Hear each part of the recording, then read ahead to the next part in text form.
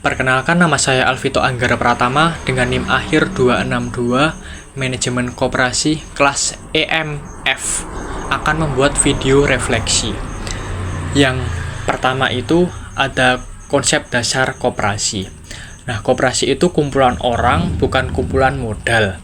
Keanggotaan sukarela, yaitu bebas masuk dan keluar. Lalu prinsip demokrasi ekonomi, yaitu satu anggota, satu suara. Lalu asas kekeluargaannya yaitu kerjasama dan saling membantu. Selanjutnya ada fungsi utama koperasi, yaitu menghimpun kekuatan ekonomi anggota, lalu meningkatkan kesejahteraan bersama, lalu Sokoguru Perekonomian Nasional UUD 1945. Selanjutnya itu ada tujuannya, yaitu memajukan kesejahteraan anggota dan masyarakat serta berkontribusi dalam pembangunan ekonomi nasional. Lalu jenis koperasi itu ada beberapa, yaitu ada koperasi pemasaran, koperasi konsumen, koperasi produsen, koperasi pelayanan, koperasi pembelian dan penjualan, koperasi simpan pinjam, dan koperasi serba usaha.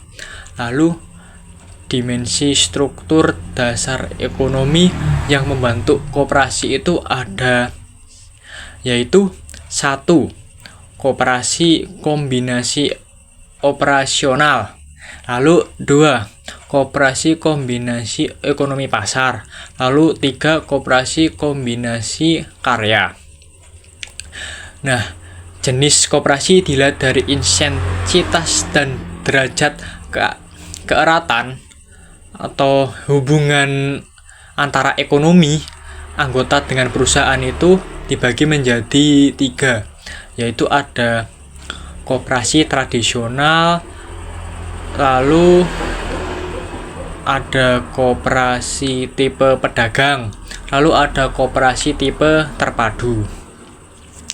Lalu selanjutnya itu ada jenis-jenis koperasi berdasarkan fungsi.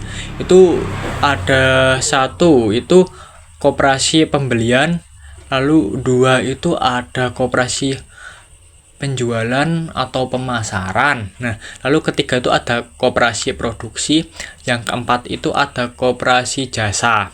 Terus yang kelima itu ada single purpose koperasi dan multi purpose koperasi. Lalu ada jenis-jenis koperasi berdasarkan tingkat dan luas daerah kerjanya, yaitu yang pertama ada koperasi primer. Nah, koperasi primer ini beranggotakan minimal 20 orang. Lalu yang kedua itu ada koperasi sekunder. Nah, itu yang pusat tuh minimal 5 koperasi primer. Lalu gabungan koperasi itu minimal 3 koperasi pusat. Lalu yang induk itu minimal 3 gabungan koperasi. Lalu jenis-jenis koperasi berdasarkan status keanggotaan. Lalu yang pertama itu ada koperasi produsen, yang kedua itu ada koperasi konsumen, lalu yang ketiga itu ada produsen dan konsumen. Lalu selanjutnya itu ada lambang koperasi itu.